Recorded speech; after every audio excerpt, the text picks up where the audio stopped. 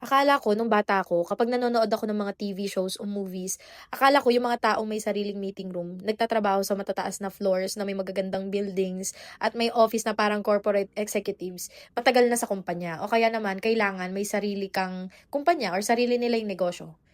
Akala ko decades muna bago mo maranasan yung mga gano'n, pero mali pala ako. Yung iba nga kahit sobrang sipag sa work, kahit dekada nang nakalipas, hindi pa rin nila na-experience yung gano'ng office dahil depende din pala siya sa work. Dito sa amin kahit bagong unit manager ka pa lang, 6 months, 1 year, pwede ka nang mag-conduct ng meeting sa professional meeting rooms. Pwede kang mag-train ng team mo, pwede kang makapag-entertain ng mga clients sa isang environment na talagang inspiring. At hindi lang managers, kahit advisors namin, na-experience din nila yung mga ganitong klaseng workplace kapag may client meetings, trainings, at team collaboration. Well, hindi lang to about sa magandang office.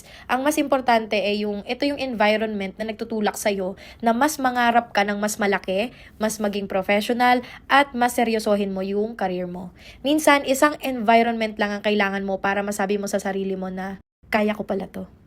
Kung naghahanap ka ng career na may growth, magandang working environment, at pagkakataong mabuo ang sarili mong team, baka ito na yung sign na hinihintay mo. Message me and I'll show you how we do it.